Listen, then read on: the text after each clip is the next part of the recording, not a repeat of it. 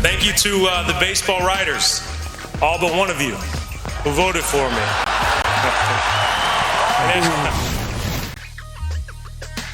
All but one of you. So here's the thing. If there's one thing I don't have, much of an affinity for in this world, it's entitlement. And folks are like, oh my God, Derek Jeter wasn't unanimous. Well, I mentioned there's 5 Yankees who were better than him. Let's see how they did on the ballot. Babe Ruth, he's pretty good. 9 guys didn't vote for him. Lou Gehrig got in on a special ballot, set him aside. Mickey Mantle, 33 people didn't vote for him. Joe DiMaggio, 28. Yogi Berra, second ballot. He had to wait for a second ballot. First ballot, like, nope, not good enough. Hey, what about Hank Aaron? 9 people didn't vote for him. Willie Mays, arguably the greatest player ever, Willie Mays, 23. Nick, that was the olden days. Okay, what about Griffey? What about Ken Griffey Jr.? 3 people didn't vote for him. 8 people didn't vote for Cal Ripken. 49 didn't vote for Pedro. So I say all that to say this. Jeez. Hey, buddy. The fact that you got the second most votes of anyone ever is actually, kind of the problem. It's not that one guy didn't vote for you. It's the precedent says a hell of a lot more shouldn't have. So I didn't love the little jab. Didn't love it. Enjoy your moment. But Mariano was unanimous. No one else has been. And that King one Griffey guy. Jr., 3 people. Was Griffey up there? Thanks to everyone except for the 3 jerks. No, just enjoy your moment, Jeets. Great Yankee captain. Yeah, thank you. I appreciate it. That one writer praying that no one says his name. You missed the boat. Here's a story I still can't believe actually happened. Small elementary school in Kansas City ordered some Chiefs-themed footballs for the kids in PE class. Can you imagine what the budget is for that? It starts with a not, it ends with a much. It's not much. So they probably saved up, put the big order in, tracked the package, got so excited when it got there. Chiefs footballs, please, for our little kids, die-hard Chiefs fans. Look what showed up. What is the opposite of a Chiefs football? Raiders Nation in a box. Someone at Amazon sent an entire box of Raiders footballs playing the ultimate Nick Wright prank. Now, was it an honest mistake? No. Maybe, but Heritage Elementary School doesn't care. They are stuck with a trough of Raiders footballs, which clearly don't work nearly as well as the Chiefs footballs. They don't throw nearly as well either. So I'll buy call out new to all ones. Chiefs fans out there. Right Heritage this one. Elementary. That's what I was waiting for. I got it. That's what I was waiting for. Reach out to my people at Clutch. I love I'll buy you new ones. Yes! I'll buy you new ones. Okay. Reach out to his agency. Kids get a bunch of Lobos I tequila. like the big heart, Nick. No I Lobos love tequila. that. It's school children. Not for the kids at Heritage. I'm a big loyalty guy. I like that Giannis stayed. I wanted Tom Brady to stay. I just like when people stay in sort of like the spot that they were in, with one exception. Damian Lillard. Dame, you have put in your time. It's time to spread your wings and fly, my friend. Unfortunately, that wish for me is not going to happen because Dame, Mr. Loyal to the Soil, IG'd this last night. He said, Rip City, back for more. Rip City is my city. Back for more what, buddy? Come on, man. I want you to win a ring so bad. I don't want back for more what? First round exits? I don't want to hear. I want Dame's success more than anybody, and I don't know why. I understand the loyalty factor. I'm rooting for the guy. I'm rooting for Chauncey, but Broussard, I want him to go elsewhere. I'm not surprised by this. Like you said, he is loyal to the soil, and I also think he's not that hyped about going to play in Philadelphia. I do think that after this season, when they go out in the first or second round, he will then finally be ready to move on. While the question will be, is Philadelphia even a possibility at that point? Because that's where he really needs to go to get a ring. Yeah.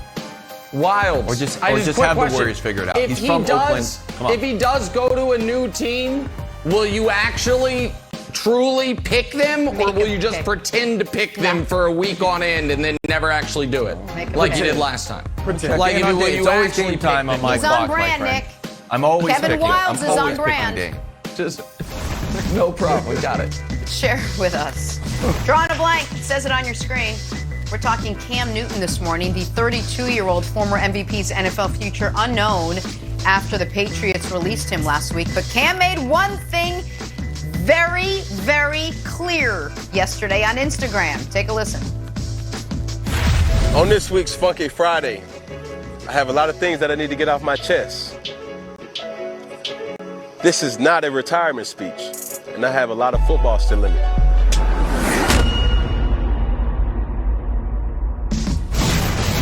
Great logo.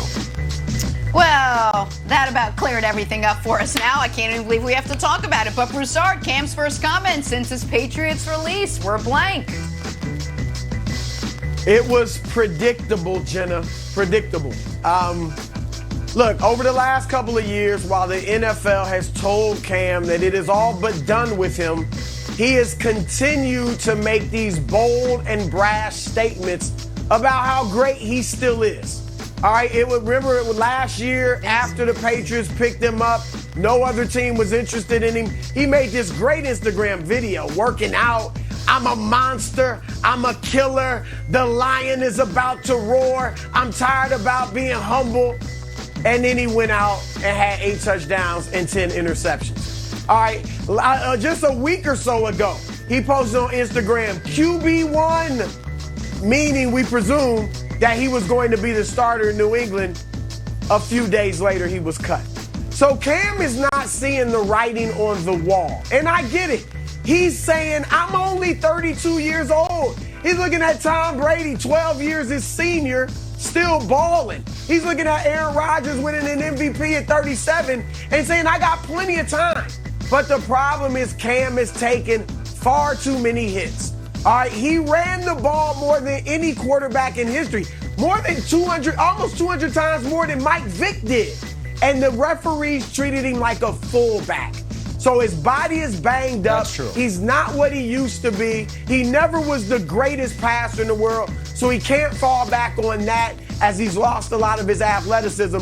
So I think that Cam does not have much football, if any, left in him, Nick.